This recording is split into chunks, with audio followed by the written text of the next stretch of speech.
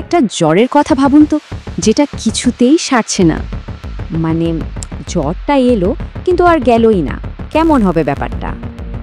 1 সপ্তাহ 2 সপ্তাহ জ্বরটা যেন জেগে বসে আছে শরীরে। ডাক্তার দেখানো হলো, একটার পর একটা টেস্ট চলছে, কিন্তু কোনো উত্তরই মিলছে না, শুধু টেনশন বাড়ছে। মেডিকেলের ভাষায় এই রহস্যময় কন্ডিশনের একটা নাম আছে।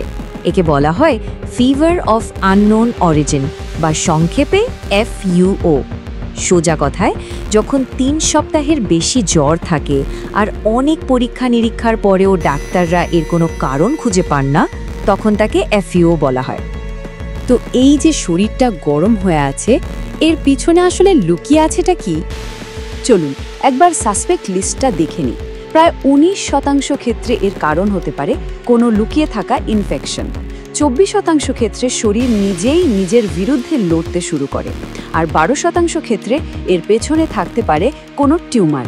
কিন্তু সবচেয়ে অবাক করার মতো বিষয় হলো, প্রায় 45% ক্ষেত্রে এর কারণটা একটা রহস্যই থেকে যায়। আমাদের প্রথম সন্দেহভাজন হিডেন ইনফেকশন, মানে এমন কোনো ইনফেকশন যেটা খুব সাধারণ হলেও এমনভাবে শরীরে লুকিয়ে থাকে যে চট করে ধরাই যায় না। এরপর আছে শরীরের নিজস্ব লড়াই, মানে ধরুন যখন আমাদের ইমিউন সিস্টেম বা রোগ প্রতিরোধ ব্যবস্থাটাই গণ্ডগোল করে ফেলে আর নিজের ভালো কোষগুলোকেই শত্রু ভেবে অ্যাটাক করতে শুরু করে। আর 3 নম্বর সন্দেহভাজন হলো হিডেন টিউমার।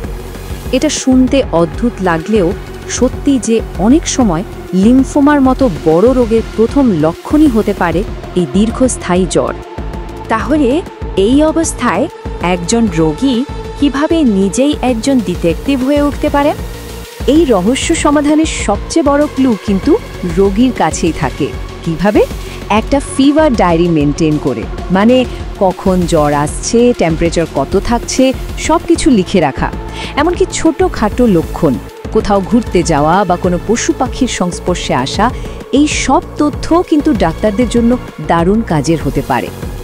কিন্তু গল্পে একটা জবরদস্ত টুইস্ট আছে। প্রায় 50% ক্ষেত্রে এই জ্বরের আসল কারণটা কখনোই খুঁজে পাওয়া যায় না। হ্যাঁ, ঠিকই শুনছেন, তবে ঘাবড়ানোর কিছু নেই, কারণ বেশিরভাগ ক্ষেত্রেই এই ধরনের রহস্যময় জ্বর কোনো ক্ষতি না করেই নিজে থেকেই সেরে যায়।